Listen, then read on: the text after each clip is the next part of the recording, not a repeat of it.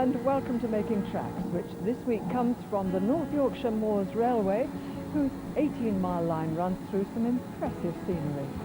An equally impressive fleet of locomotives at hand to haul the many trains throughout the season. More about that later. But first of all, off to what was Eastern Germany, where working steam can still be found, but only on narrow gauge lines. There are several steam-operated narrow gauge systems all within the area that was once East Germany.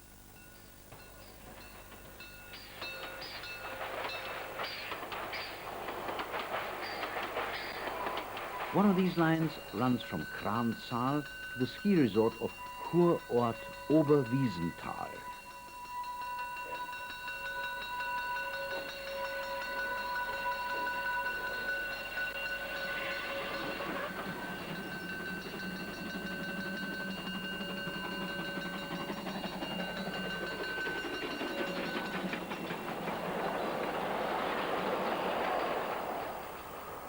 On the way to the southern terminus, the line runs along the border with Czechoslovakia, which can be seen on the far side of the train.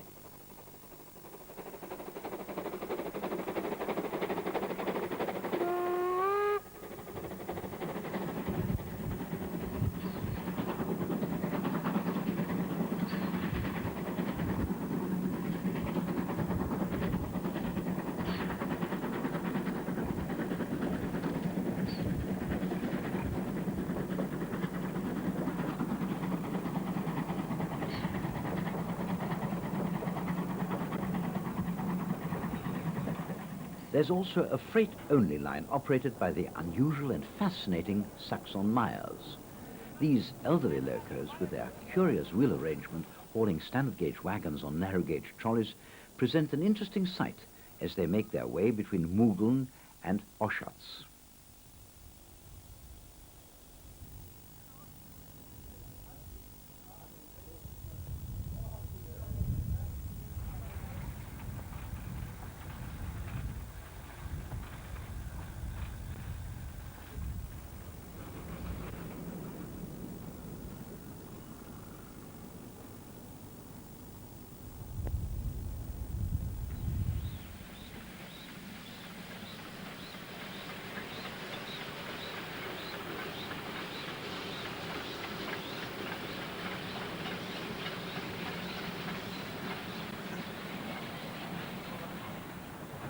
The most famous and by far the largest narrow gauge system is the network of lines running through the Harz Mountains.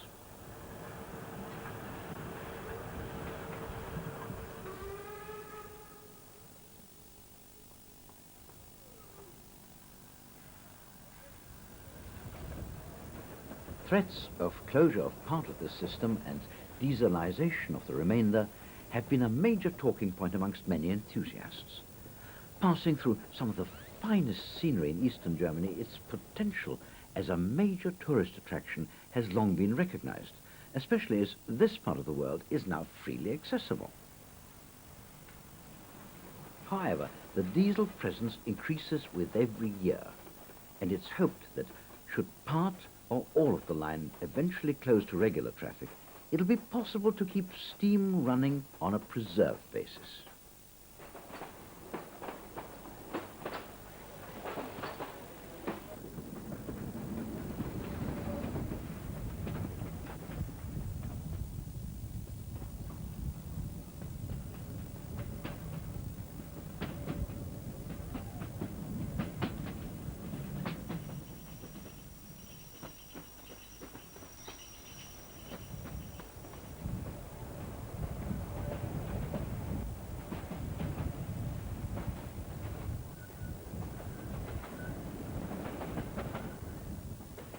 It's time now for our regular weekly look at some recent steam haul excursions, working on the main line of British Rail.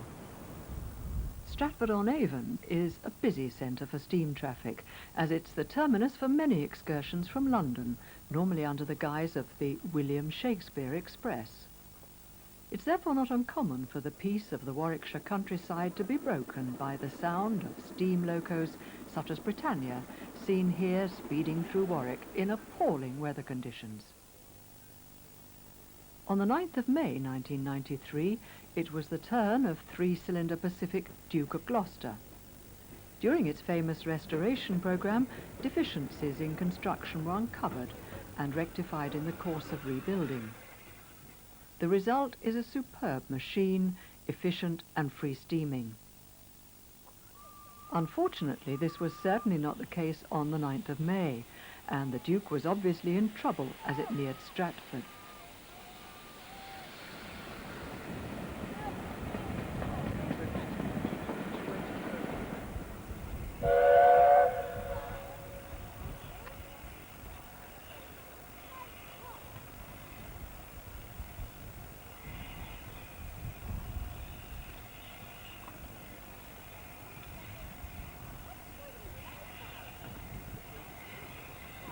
Apparently, a bad batch of coal leading to choking of the fire was the reason for the problem.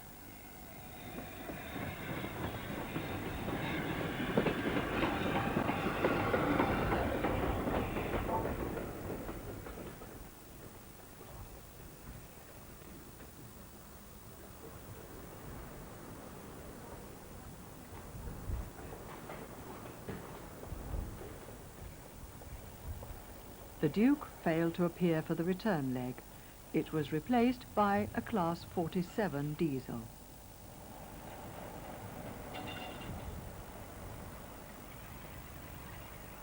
Steam loco failures are inevitable from time to time. The fact that they're not more common is a testimony to the skill and dedication of the volunteers who help to keep them running.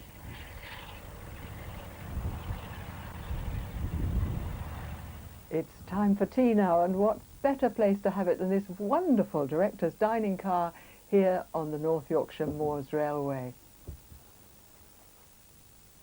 Thank you. The line has all the ingredients necessary for a major tourist attraction. 18 miles of track running through some magnificent scenery and a large and comprehensive selection of locomotives available to pull the trains.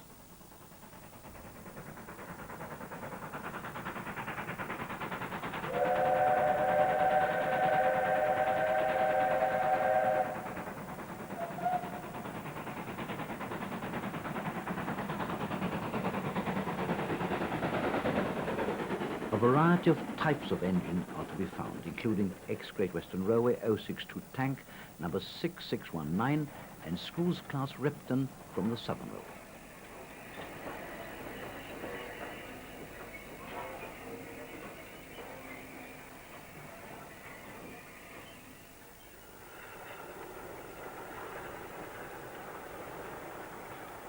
One of the many large standard tanks preserved in Britain can also be seen as well as one of the massive War Department austerity locomotives.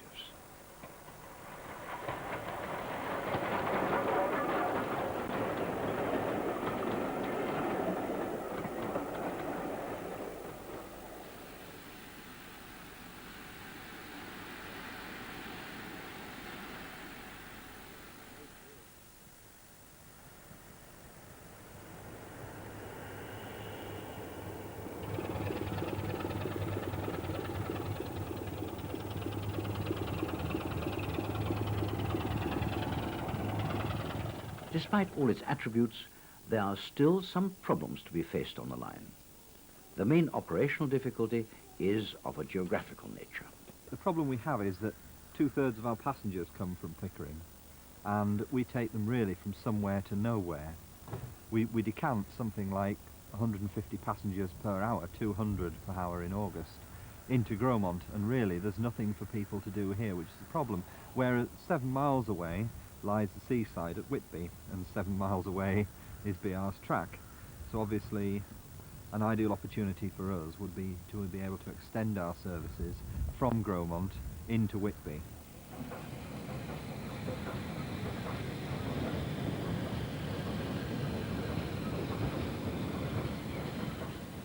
As always, the volunteer workforce provides invaluable help in all operational aspects of the railway. You're the Reverend Canon Gerald Pierce, retired. That's right, yes. What's your involvement with the North Yorkshire Moors Railway? Well, I'm now a signalman on the line. I have been a member of the railway since its inception in 1967, but till we came and moved up this way, which we did 2.5 years ago, I didn't do anything practical. When we did, I volunteered and found myself in that job now.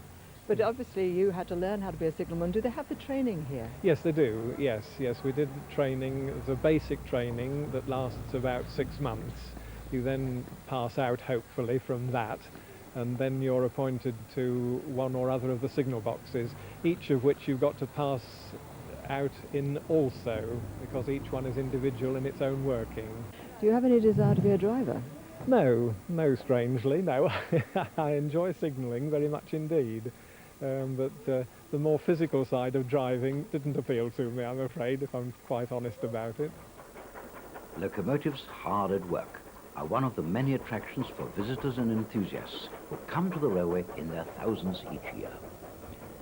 If the railway were to extend to Whitby in due course, it would certainly become one of the most popular as well as one of the longest lines in the country.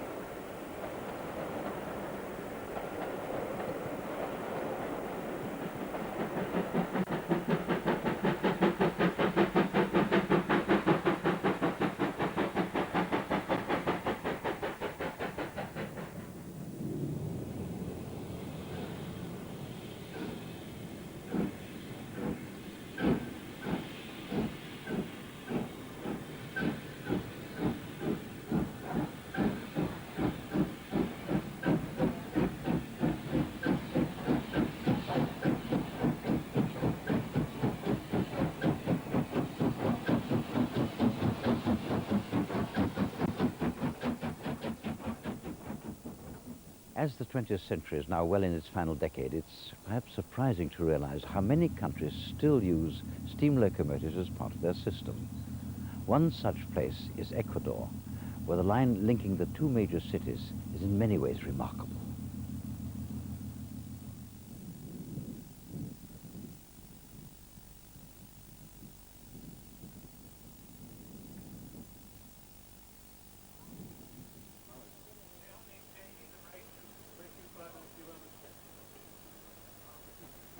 Perhaps the most remarkable thing about the Guayaquil and Quito Railway is that it exists at all. Elderly Baldwin steam locomotives work a line whose financial situation can only be described as disastrous. Despite the lack of cash and resources, there's no shortage of manpower, and somehow a few locos at a time are kept in working order.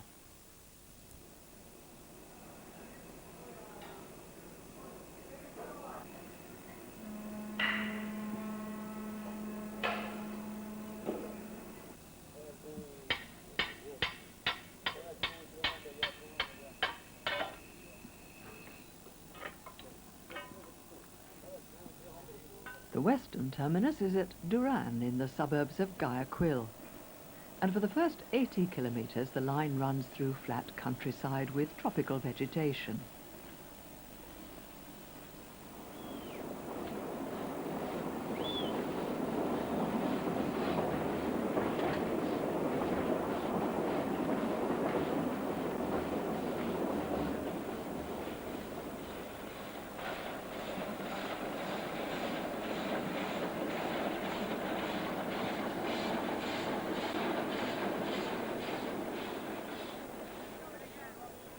One of the towns along this section is Milagro, and on market days there's no shortage of atmosphere as the trains do battle with the street traders.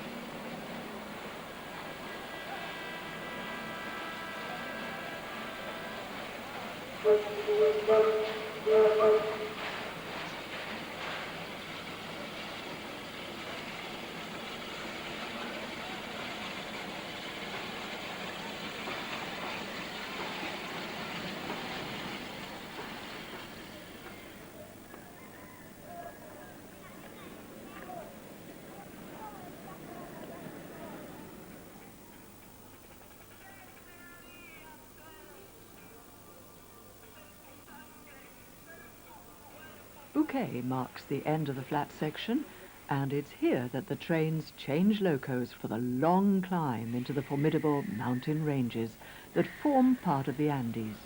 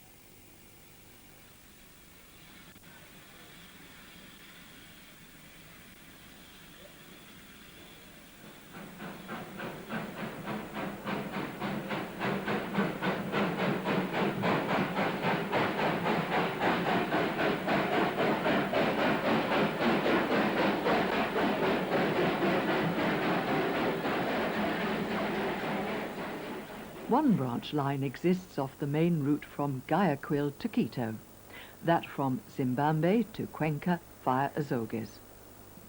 It was near Azogues that we caught up with the Sundays only service, typically well patronized.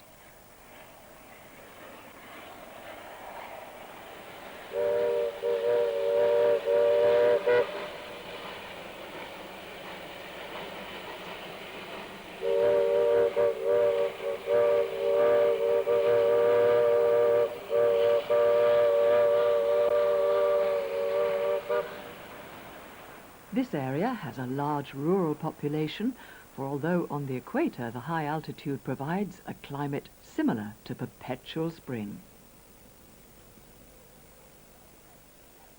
We followed the train's progress as it lurched and swayed steadily on its way. The only surprise is that derailments are not more common.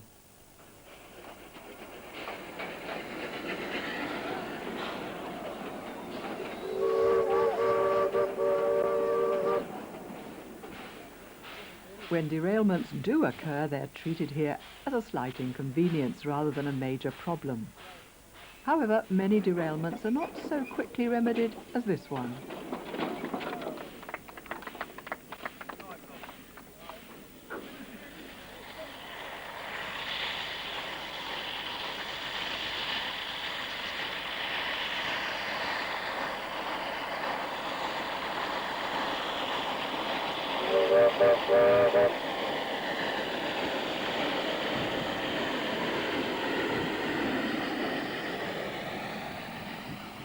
Without doubt, the most famous and spectacular section of the line is that which negotiates the Devil's Nose, a huge rock outcrop set in a valley which presented a massive natural obstacle in the construction of the line.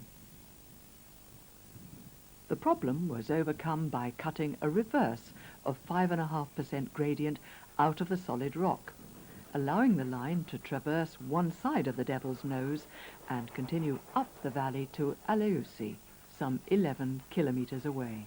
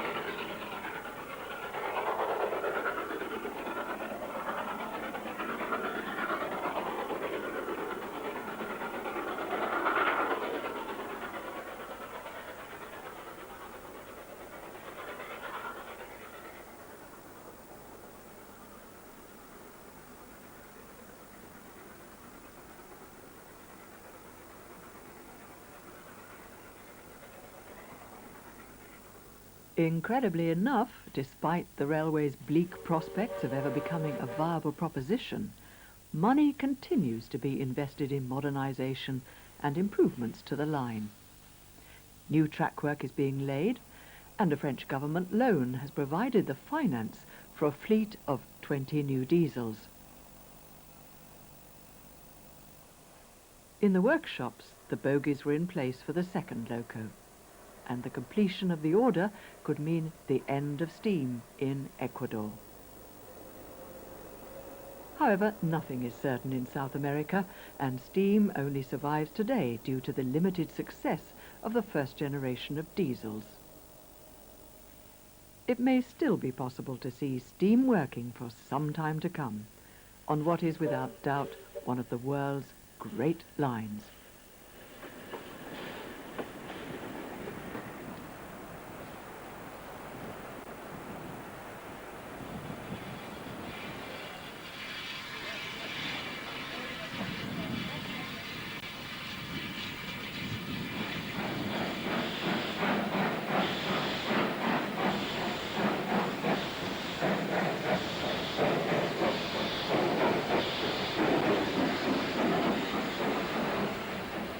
Well, that's about it for this week. In our next programme, which comes from the Bluebell Railway, we journey to Poland to visit a rare mountainous section of PKP, as well as a look around the Olesnica works, which still overhaul steam locomotives.